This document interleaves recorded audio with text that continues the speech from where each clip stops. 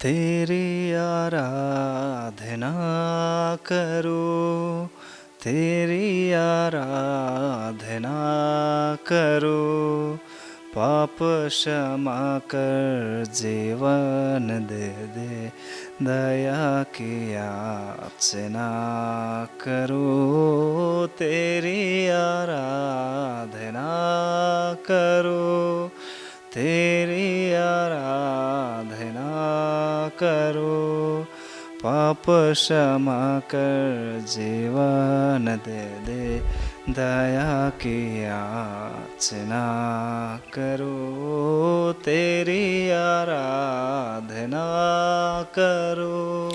Hallelujah. यीशु की स्तुति हो, यीशु की स्तुति हो, यीशु की आराधना हो, यीशु की आराधना हो। Hallelujah, hallelujah, hallelujah, hallelujah, hallelujah. Hallelujah. यीशु में प्रिय भाई और बहन, आज हम फिर से यीशु की उपस्थिति में हम सब आए हैं। सुबह की इस वेला में आशीष पाने के लिए, यीशु का आशीर्वाद ग्रहण करने के लिए हम आए हैं। ये हमारे जीवन के लिए, हमारे परिवार के लिए और हमारे विश्वास के लिए एक बहुत बड़ी बात है। यीशु टीवी से जुड़े रहने से हमें क्या आशीर्वाद मिलता है, और जब हमारे जीवन में दुख आते, संकट आते, हम व्याकुल हो जाते तो क्या करना चाहिए। कई लोग आज के दिन ये समझ नहीं पाते, इसलिए हम क्या करते, हम अपने विश्वास को छोड़ देते। जब भी हमारे जीवन में दुख आते, संकट आते, हम परेशान होते, हम व्याकुल हो जाते, हम उदास हो जाते, ध्यान रखिए, यीशु को देखना, यीशु को देखना। किसको हम देखना है? एक ही व्यक्ति को देखना, बस यीशु को। जब यीशु के जीवन में दुख आया, संकट आया, और यीशु के जीवन में जब यीशु व्याकुल हो गए, यीशु ने क्या किया है वही हम देखना बस। आज हम लोग ईश्वर का वचन सुनने के लिए अपने आप को तैयार करें, हमारे शरीर को, हमारे मन को, हमारे हृदय को, ताकि हमारे जीवन में, हम विश्वासियों के जीवन में जब हम अकेलापन महसूस करते, हमें लगता है कोई मुझे नहीं समझते, कोई मेरे साथ नहीं है, मैं एकदम मुझे सब लोग छोड़ दिया है, मैं अकेला हूँ, तो तब उसी वक्त हमें क्या करना चाहिए? ये आशीष हम यीशु से पाना है। मार्कुस का सुसमाचार अध्याय 14 सेंट मार्क चैप्टर 14 वर्स 32, 33, 34। वे गेत्सेमनी नामक बारी पहुंचे। ईसा ने अपने शिष्यों से कहा, तुम लोग यहाँ बैठे रहो, मैं तब तक प्रार्थना करूंगा।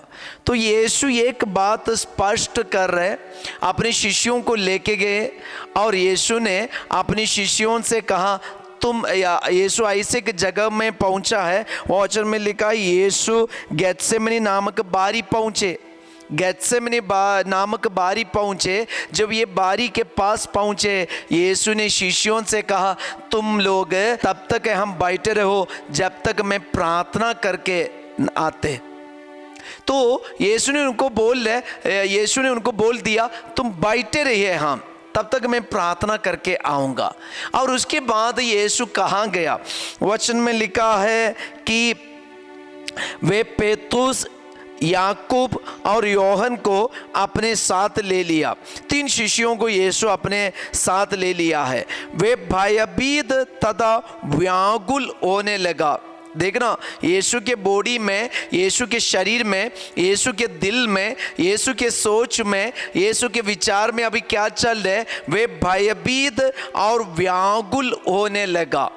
कभी कभी हमारे जीवन में हम भी भयभीत हो जाते कुछ कुछ सुनने से, और हम अपने भविष्य के बारे में सुनते हम इतना भयभीत हो जाते, हम खाना छोड़ देते, प्रार्थना करना छोड़ देते और कुछ करना हम छोड़ देते। मुझे अभी भी याद है एक दीदी, वो जब भी वो फ़ोन करती है फादर को बोलते, फादर मैं आजकल प्रार्थना करना छोड़ दिया हूँ, मैं प्रार्थना करना छोड़ दिया हूँ। तो फादर ने उनसे पूछा क्यों प्रार्थना करना छोड़ते हैं? तो बोलते हैं कि फादर मुझे डर लगता है, मेरे भविष्य को सोच के मुझे डर लगता है, मेरे अंदर इतना टेंशन है, ये टेंशन के चलते मुझे प्रार्थना करने का मन नहीं करते, मेरे अंदर प्रार्थना आते नहीं, मुझे इतना डर लगता है, मैं भयभीत होके बैठा हूँ, मैं व्याकुल हूँ, मैं दुखी हूँ, कोई मुझसे सीधे बात नहीं कर रहे, इसलिए मेरे अंदर डर है, प्रार्थना करने का मन नहीं है। यीशु के बारे में वचन में लिखा है, यीशु भयभीत होने लगा और व्याकुल होने लगा। इस समय यीशु क्या किया है? यीशु के साथ अभी 3 शिष्य लोग हैं, पेतरुस, याकूब और योहन। वे तीनों को लेकर यीशु आगे बढ़े और यीशु वे भयभीत तथा व्याकुल होने लगा और उनसे बोले, मेरी आत्मा इतनी उदास है कि मैं मरने को हूं। देखिए ना, यीशु का कहना है मेरी आत्मा इतना व्याकुल। यीशु स्वयं बोल रहे, यीशु हमें बचाने के लिए आए और वही यीशु ईश्वर का पुत्र ईसा मसीह प्रभुओं का प्रभु इंसान बन के हमारे रूप धारण करके हमारे दुख संकट को समझने के लिए यीशु ये धरती में आया। वही यीशु हमारे दुख के बारे में, हमारे व्याकुलता के बारे में, हमारे व्यथा के बारे में जानकर यीशु हम हर एक बेटा या बेटी को, पापा मम्मी को, हर एक पति पत्नी को देकर कह रहे कि मैं व्याकुल हूं और मेरी आत्मा इतनी उदास है कि मैं मरने को हूं।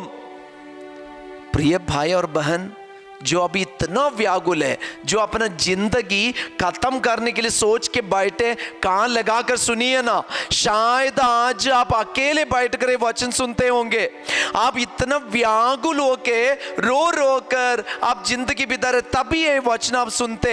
एक बार कान लगाकर सुनिए ना, थोड़ा सा ध्यान दीजिए ना ये वचन पर। आप ये वचन निकाल के पढ़िए, मार्कुस का सुसमाचार अध्याय 14 वचन संख्या 32, 33, 34 अब निकाल के पढ़िए ना। यहाँ भी एक व्याकुल व्यक्ति है, दुखी व्यक्ति है, चिंता से भरे व्यक्ति है। शायद आप अपनी जिंदगी खत्म करने के लिए सोच में बैठे। एक बार सोचिए यीशु ने क्या किया। मेरी आत्मा इतना व्याकुल, इतना उदासी है, मरने को हूं। यीशु ने क्या किया?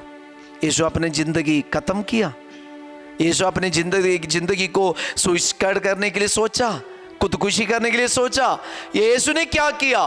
बाइबल में लिखा है, और वचन सुनना, वहां लिखा है, यहां ठहर जाओ और जागते रहो। वे कुछ आगे बढ़कर, यीशु के बारे में लिखा है, वे कुछ आगे बढ़कर मुंह के बल गिर पड़े और ये प्रार्थना करते रहे। वे मुंह के बल गिर पड़े और प्रार्थना करते रहे। यीशु की आत्मा उदास हो गए और उदासियों के मरने को हो गया, मतलब मरने के वक्त पहुंच गए।